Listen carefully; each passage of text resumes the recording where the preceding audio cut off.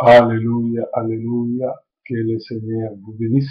Vous êtes bien branchés sur Sentinelle TV dans Didier Formé Amalata Kala YouTube. Et nous sommes dans notre grand sujet. Pourquoi les mariages ne réussissent pas en Europe? Pour nini ba divorce belé na libala. Merci na l'appel na vino. Merci na nyonso. Calamité Sentinelle TV Zobanda na internet ba oyo nous soutenir ba oyo nous benga nzambe nanga a mon abino. Alors lelo tu parler sur pourquoi mabala mingi ezokufa choix ya mwasi. Bandeko nanga likambo nazo bateya na ote par expérience. C'est-à-dire que na yebi Bible nazotala pe vie na ngai tant que mwana mobali na kati ya diaspora na kati ya poto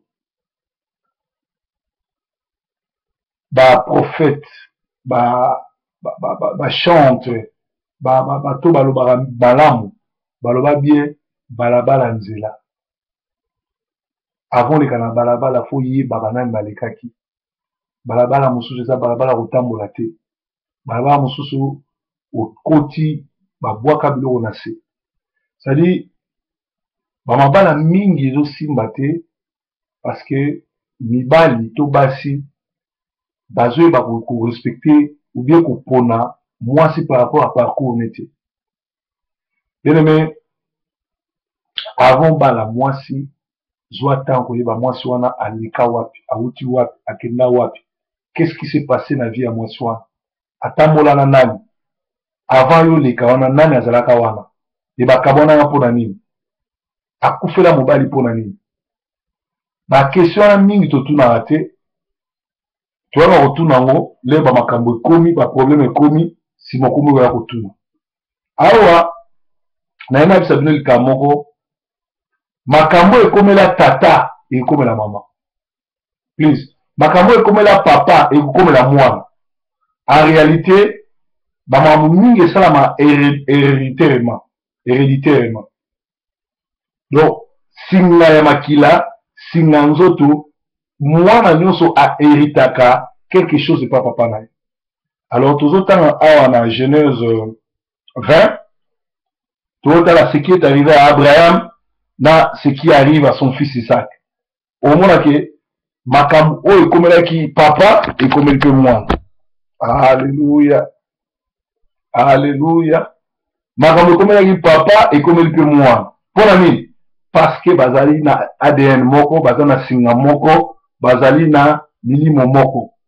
Alors tozotanga awa na Genèse 20 balobi na premier verset, Abraham partit de là pour la contrée de Midi. Il s'établit entre Kades et Tchour et fit un séjour à Guérar. Abraham disait de Sarah, sa femme, c'est ma sœur. Abimelech, roi de Guérar, fit enlever Sarah. Alors Dieu apparut en songe à Abimelech pendant la nuit et lui dit, voici tu vas mourir à cause de la femme que tu as enlevée, car elle a un mari. Abimelech, qui ne s'était point approché d'elle, répondit, Seigneur, feras-tu périr même une nation juste? Ne m'as-tu pas dit, c'est ma sœur? Et elle-même m'a-t-elle pas dit, c'est mon frère? J'ai agi avec cœur pur et avec des mains innocentes. Dieu lui dit en songe, je sais que tu as agi avec un cœur pur, mais t'ai-je empêché de pécher contre moi? C'est pourquoi je ne t'ai pas permis que tu la touches. Maintenant, rends la femme de cet homme, car il est prophète, il priera pour toi et tu vivras. Mais si tu ne la rends pas, sache-le que tu mourras, toi et tout ce qui t'appartient. Abimelech se leva le bon matin, il appela tous ses serviteurs et leur rapporta toutes ces choses, et ces gens firent saisir d'une grande frayeur. Abimelech appela ainsi Abraham et lui dit, qu'est-ce que tu nous as fait, et en quoi t'ai-je offensé, que tu aies fait venir sur moi et sur mon royaume un si grand péché? Tu as commis à mon égard des actes qui ne doivent pas se commettre. Sorry. Et Abimelech dit à Abraham, quelle intention avais-tu pour agir de la sorte? Abraham répondit, je me disais qu'il y avait sans doute aucune crainte de Dieu dans ce pays et que l'on me tuerait à cause de ma femme. Voilà tout ça, Genèse 20, 1 à 10. C'est quoi que la Genèse 26, 6 à 32. Genèse 26, 6 à 32, tout le monde a, Marambo est comme il tata, il est comme il appelle moi. Genèse 6 à 32. Et Isaac resta à Guérar. Lorsque les gens du lieu posaient des questions sur sa femme, il disait, c'est ma sœur, car il craignait en disant, ma femme, que les gens du lieu ne le tuèrent pour que Rebecca était belle de figure. Comme ce séjour se prolongeait, il arriva que Abimelech, roi des Philistins, regarda par la fenêtre, vit Isaac qui plaisait avec Rebecca sa femme. Abimelech fit appeler Isaac et dit, certainement c'est ta femme. Comment as-tu dit, c'est ma sœur? Isaac lui répondit, j'ai parlé ainsi de peur de mourir à cause d'elle. Et Abimelech dit, qu'est-ce que tu nous as fait? Peu ça n'est fallu que quelqu'un du peuple n'ait couché avec ta femme, et tu nous aurais rendu coupables. Alors Abimelech fit cette ordonnance pour que tout le peuple, celui qui touchera à cet homme ou à sa femme, sera mis à mort. Amen. Donc, tout le monde dit que Abraham, Sarah arrive mal l'équinaï, tata mo bi maman mon côté, à l'époque, l'équina koulut baza Obala, ou bien demi-sœur baza Obala, likambo komeli Abraham, na mboka Abimelech, moi na nepe komeli. Abraham ake na mboka wana, roi wana zu Mwasi na ye, ake na ye, mais na butu nzamba lotie ndoto abiko mmeka kosimba Mwasi ote, aza Mwasi musali na ngaza prophète, soko simbi ye yo na famille mobimba bokufi. Alléluia. Et ça basi mususu, soko mbe kosimba ye, vi na yo ebebi yo Mwasi famille na bana.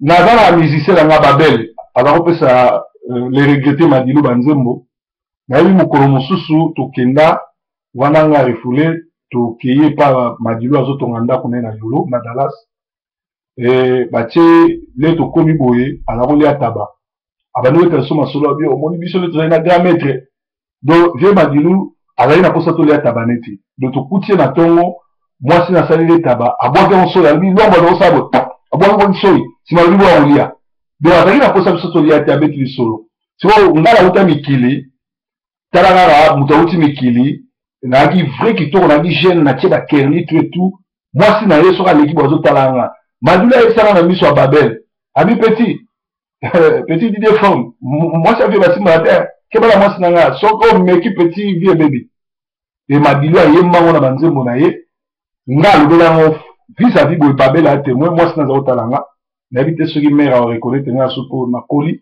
ndako ngona yolo mais via yebsanga ndengwana deuxième basi mingi mibali na bango ba travailler bango basi batu sala la diamant basi batu kisi basi ba chef coutumier ba travailler bango alors yo salere okoko bimara Mwasi ndengwana vi na yo ebebi madila loba soko obali Mwasi na nga obali ngai aloba ngezaki blague te azali ko loba yebi makamni azali loba lelo mpe bato ebele vi na bango ebebi likolo ya basi ya bato likolo ya basi bakenda kobala bayebai parcours na bango te na Londres nayebi mutu moko akufa napesaka ye conseil nakenda kosambela na ndako na ye akufa lelo atika Mwasi na bana mpo akimaki Mwasi na ye akokota libala epa Mwasi ya mutu moko azalaki na mbongo ebele ya Kinshasa atinda Mwasi ne congé donc atravailla Mwasi wana lelo ndeko wana aza na se mabele atika Mwasi na bana bien parcours eza très important koyeba Mwasi auta wapi aleka wapi asala nini abimana nani aza ndenge nini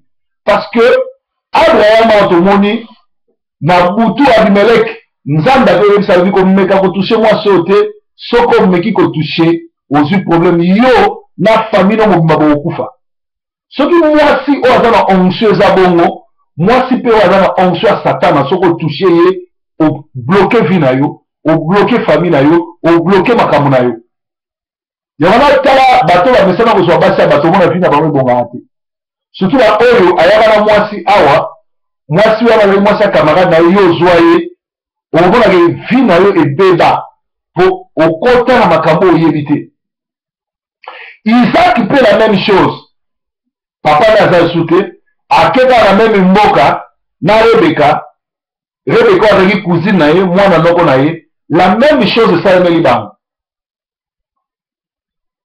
Alléluia. Au moment la question papa na zaro mo yiba ba voiture, o lingo ngato yiba voiture. Chez papa na zaro yiba ba magasin, o lingo ngato yiba ba magasin. Soki maman na bina zaka ntumba, o lingo ngate, o sa kindwa. À moins que grâce à Nzambe parce que ça na DNA, ça na makila. Yamana makila na yesu c'est important pour beaucoup de makila na yesu c'est très important dans la vie à mutu pour pas la mutu. Maté a on a deux parties. Première partie na deuxième partie. Abimelech avant de moi c'est battu. Nous allons le tsende tani comme mekate moi c'est un problème. Moi c'est OSANGANI, moi c'est un prophète. Donc, la basi mususu, nzela baleka, boyesanga mwasi azalaka abimana nganga. Yo sokona malchance, oyo kuta na yaza mwasi kitoko sur la parfum, abimana nganga ayena poto, yo kuta na mais vie ne veut. Pour nganga les dans se coupler pour 1 plus 1 égale 1. Les nganga zo sa coupler na mwasi wana atiki ba semence na ye. Les yozoya, o sokoza na nzambe te vie ne veut. Mwasi wa botama na kindoki. Mwasi wa kana esprit Jezabel aza ndoki. Mais soko bibi ne vie no bebi. Ako bloquer vie na yo, ako bloquer bozu na yo, ako bloquer nyoso. Parcours est très important. Yawaya de bolanga avant olinga mwasi, ata zotanga makila, ata zotanga soyi, ata zotanga mafuta, ata zotanga sur la parfum, ata yebiyende la plus belle femme du monde. Zwa moi tant et parcours les années. Aleka nani, abimana nani, akoma bo ndenge nini, avivara ndenge nini. Nzela balabala il faut les. Mais kolega na balabala faut les nani asala balabala. Nani a cercla balabala, nani a tia propriété na balabala. Problème mingi bozana na mabala lelo. Okenda obala mwasi oyo azaki mwasi anganga, mwasi oyo basalela ezebola, mwasi oyo azalaka mbikudi, mwasi oyo azalaka na ba problème, mwasi oyo azalaka mwasi ya banganga, mwasi ya bikila, tati wata, mami wata, vi na yo ekoboma te. Abimelech abiki po nzambe alotie ndoto.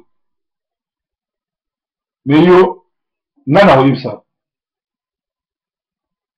Nous avons appelé ce proverbe de révélation au Yeba. Si on se retrouve dans la situation de moi, numéro dans les annoncés, bien dans la bonne affaire. Basi nyonso baza basa goliate. Bakoko baso baloba nyama nyonso tu eza malamu mais nyama nyonso tu baliaka te. Et tant que tozako kola tozaloba museleke te eza nyama malamu mais baliaka yango te mpona kati ya museleke te eza na poison.